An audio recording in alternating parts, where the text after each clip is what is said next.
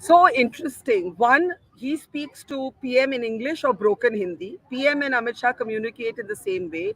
It's a non-issue. It's the Congress that he reminds us historically that pushed Hindi and led to that rupture with the DMK in the 1960s.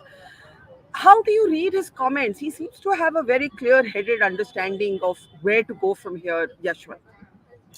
What I love about this character is his clarity of thought. Yeah, Barkha, that I've never met him. I've only heard from the interviews that he did. But you have personally now met him, and probably you yeah. would be a better judge of that. But I have liked the clarity of thought that he carries along with it. His words are very precise. He knows what he is saying, and he is right when he says that somehow DMK and the Congress are still struck in the 70s and the 60s in terms of understanding where the new voter, young voter is going about it.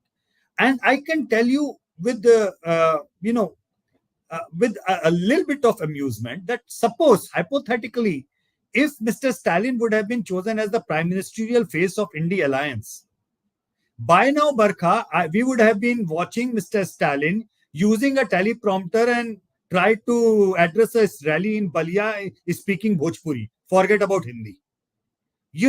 It's all about politics. If Mr. Stalin is given a chance to that, okay, you will become a prime minister, but for the next 22 hours, you have to speak in Hindi. He would be doing everything to ascertain that he speaks whatever form of Hindi that he can.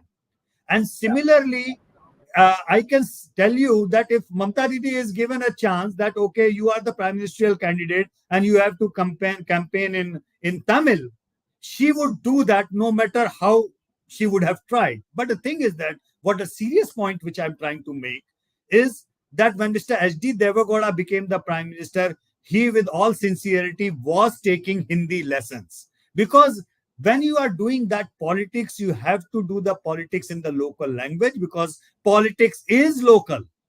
And Mr. Annamalai made a very important point that Hindi is not the language of Mr. Narendra Modi. His mother tongue is Gujarati.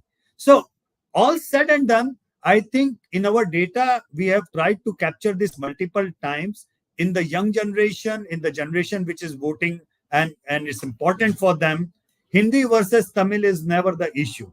It is an issue of the past, issue of the 60s, issue of the 60s.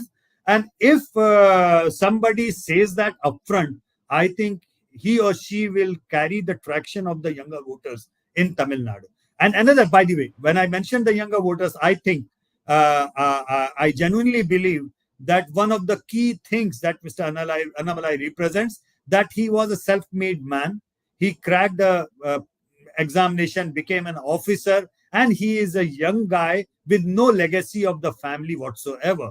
So, yes, when I compare him to, say, for example, Udaynidhi Stalin, I believe 10 years down the lane, Mr. Udaynidhi Stalin will have trouble facing him one-on-one, if at all his growth plan continues in the direction. But it's a work in progress. Having said that, it's a work in progress. It's not gonna convert into votes and the seats immediately in the next immediate future. Right now, the target that he is trying to achieve is 20%. I believe that it is a practically manageable target for NDA in this process right now.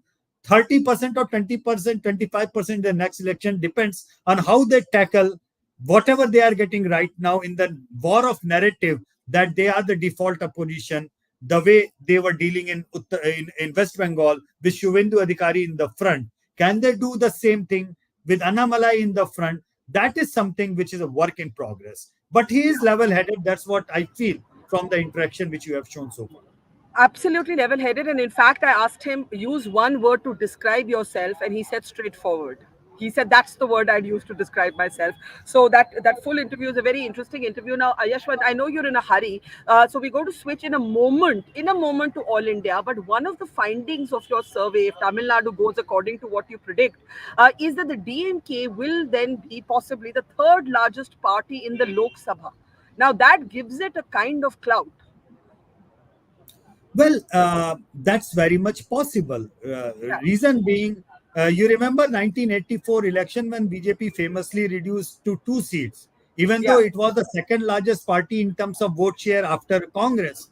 They were runner-up in 96 seats, but they could manage to win only 2 seats. And Telugu Desam was practically the leader of opposition in the Lok Sabha.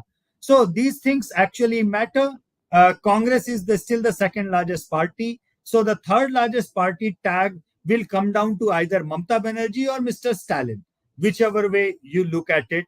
It is pretty much possible for both these parties to become the third largest party in the parliament. It is practically possible.